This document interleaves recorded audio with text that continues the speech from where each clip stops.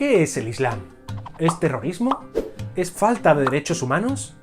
A veces solemos tener esta imagen peyorativa desde los países occidentales de la religión musulmana. Para comprender qué es el Islam y darnos cuenta de que no podemos meter en un mismo saco a una religión que practican miles de millones de personas en todo el mundo, primero debemos comprender cuál es su origen. ¿Cuándo y por qué nació el Islam? Pues nada menos que en aquella época turbulenta de un montón de movidas, como ya has visto, que siguió a la descomposición del Imperio Romano de Occidente.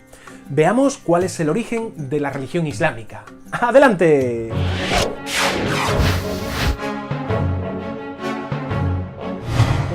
Hola, soy Ahmed Ibn Saidun, pero podéis llamarme Ibn Saidun. Y vuestro profe me ha pedido que os explique cómo surgió mi religión, el Islam. Nuestra religión comienza en la península arábiga, en el siglo VII.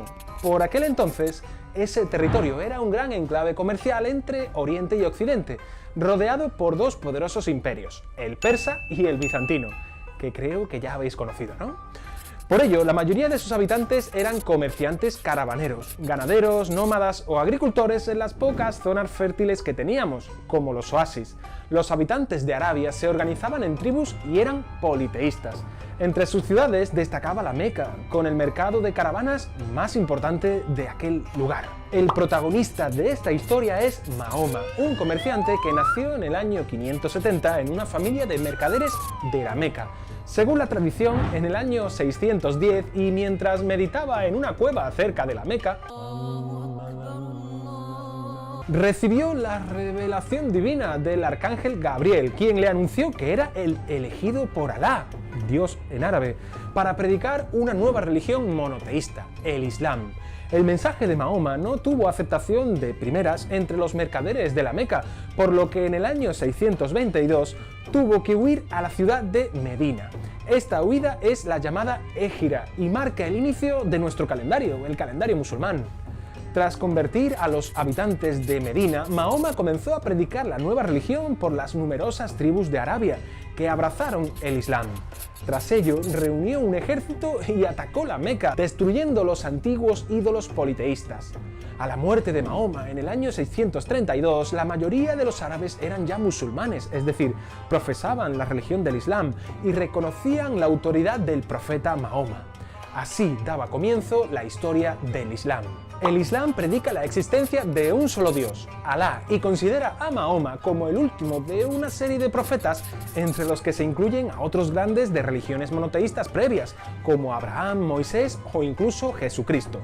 Las revelaciones de Alá fueron recogidas en el Corán, el libro sagrado para los musulmanes. Los creyentes de esta religión conservaron un jefe religioso llamado califa, considerado heredero de Mahoma, y que también tenía atribuciones políticas, es decir, que gobernaba los territorios islámicos. Los musulmanes deben seguir unas normas dictadas por el Corán, que incluyen desde aspectos de su vida privada a las obligaciones para con la Umma, es decir, la comunidad islámica.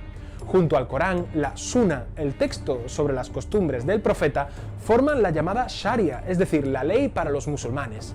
Todo buen musulmán debe seguir los llamados 5 pilares del Islam o normas de conductas básicas y debe expandir su fe. Además, tiene prohibido consumir bebidas alcohólicas, comer carne de cerdo y los juegos de azar. Estas características, fijadas nada menos que en el siglo VII, se han mantenido casi inalterables en muchos territorios árabes hasta vuestra época. Antes de nada, una puntualización. Árabe es alguien nacido en Arabia o de cultura árabe, aquella que se expandió con el Islam. Y musulmán es alguien practicante de la religión islámica, por lo que, ojo, alguien puede ser árabe y no ser musulmán, y también viceversa. Venga, os doy unos segundos para que lo penséis y no os explote la cabeza. Los califas sucesores de Mahoma conquistaron un gran imperio que se extendió en algo más de un siglo, desde la península ibérica hasta la India. Sí. Esta rápida expansión se produjo debido a la motivación de los musulmanes por difundir el Islam y defender la fe, así como también debido a la debilidad de los imperios vecinos, como el persa, el bizantino o el reino visigodo de la península ibérica, como verás en otro vídeo. En todos los territorios del imperio ocurrió algo llamado islamización, es decir, la expansión de las costumbres musulmanas. Por ejemplo, el árabe se convirtió en la lengua oficial de todo el imperio. Aunque eran tolerantes con otras religiones, las ventajas económicas y sociales de las que gozaban los musulmanes favorecieron la conversión de la mayoría de la población de esos territorios, como pasó por ejemplo en la península ibérica. Tras la muerte de Mahoma, los musulmanes se dividieron en dos grandes ramas. Primero, los chiíes, que pensaban que los califas debían ser descendientes directos de Mahoma, y los suníes, que defendían que el califa debía ser elegido entre los mejores creyentes. La división entre chiíes y suníes sigue siendo en vuestra época motivo de disputa y enfrentamiento terrible en el mundo musulmán. A partir del año 661, la dinastía Omeya, con capital en Damasco, se hizo con el control del Imperio Islámico, y a mediados del siglo VIII, la dinastía Abasí, que fijó la capital en Bagdad, lo consiguió también. Durante siglos, el Imperio Islámico dominó el comercio entre Oriente y Occidente, controlando así las grandes rutas comerciales. A esta prosperidad económica le siguió también una gran prosperidad cultural, pues por todo el imperio se crearon, por ejemplo, escuelas, bibliotecas y centros de traducción donde se conservaron y desarrollaron los grandes conocimientos de la antigüedad clásica y se transmitieron los saberes de las ciencias orientales hacia Europa. Por ejemplo, a partir del siglo XIII el imperio entró en declive tras la presión de otro pueblo musulmán, los turcos, venidos de Asia Menor. ¿Os suenan al haber estudiado los bizantinos? ¿A que sí?